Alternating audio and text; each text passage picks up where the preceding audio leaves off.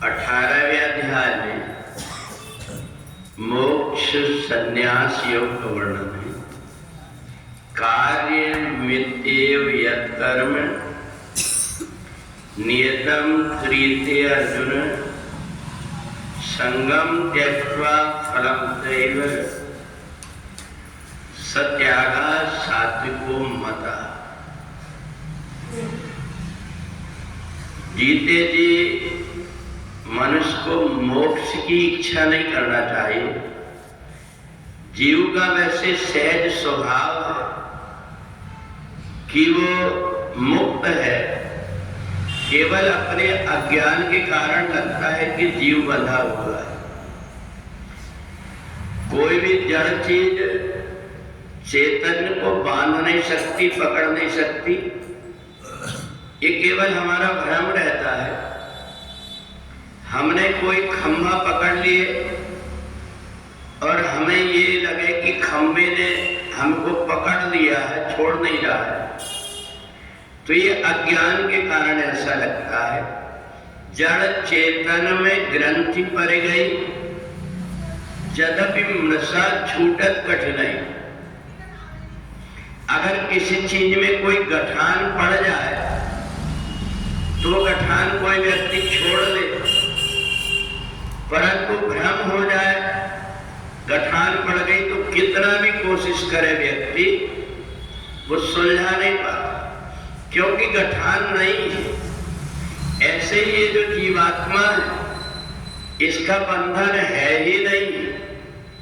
हमने जड़ चीजों को पकड़ करके सोचने लगे कि हम इससे बंधे हुए हैं, जबकि हमें ज्ञान हो जाए।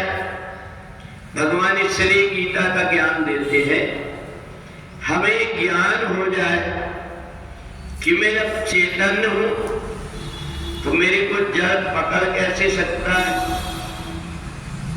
और दूसरा, हमें अपने स्वरूप का ज्ञान हो जाए।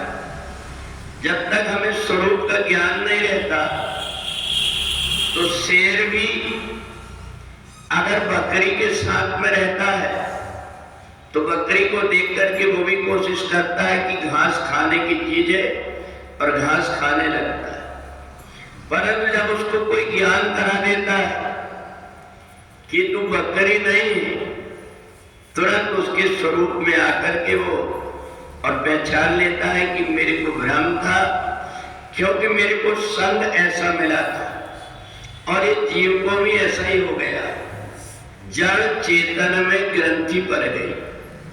ये जो संसार है ये भी जड़ है, और शरीर के अंदर के 5 तत्व क्षिति जल गगन पावक समीर, ये जितने भी हैं ये भी जड़ है।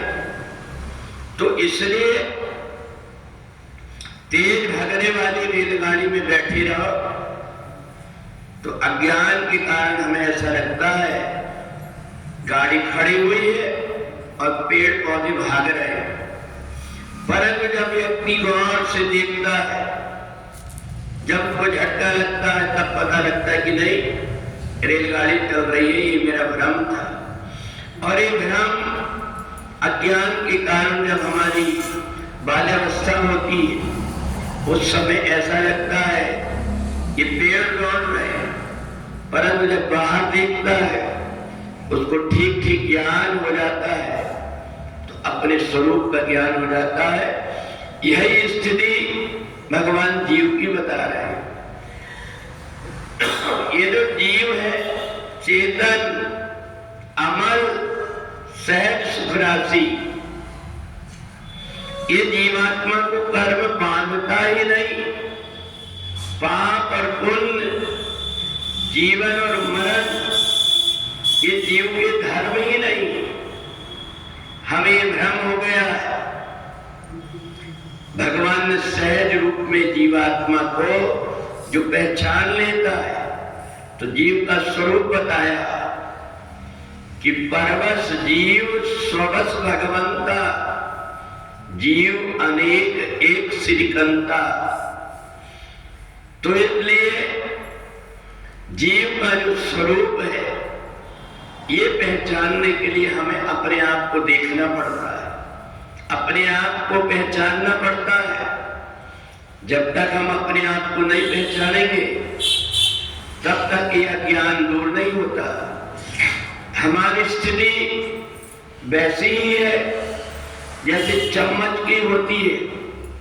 चम्मच को चाहे आप दाल में डाल दो, चाहे खीर में डाल दो, उसे स्वाद का पता नहीं होता। और ऐसे ही जब तक हम अपने आप को नहीं जान पाएंगे, हम पराशक्ति परमात्मा को कैसे जानेंगे जिनमें अनेकों जीव की उत्पत्ति हुई है। केवल ये भ्रम दूर हो जाए, इसके लिए एक उपाय है, सो हम इति वृत्ति अखंडा देव शिखा सो परम प्रचंडा। आने और जाने वाली सांस में हमें धीरे धीरे ये ज्ञान करना है कि मैं कौन हूं, सो हम वह परम परमात्मा का अंश हूं मैं, और हम सब मेरे जैसे अनेकों जीवों में भी वही परमात्मा की शक्ति है। फिर ये पिंड पालना, कौआ को, गाय को, कुत्ते को खिलाना, ये सब प्रकार के भ्रम से दूर होकर के जीव स्वतः ही मोक्ष का अधिकारी है। केवल जो अज्ञान पड़ा हुआ है उसको हटाने के लिए अपने आप का जो ज्ञान हो जाता है तो सब कुछ भ्रम मिट करके और जीव फिर से परमात्मा में मिल जाता है। इसी को मोक्ष कहते हैं। बोले वृंदावन बिहारी लाल।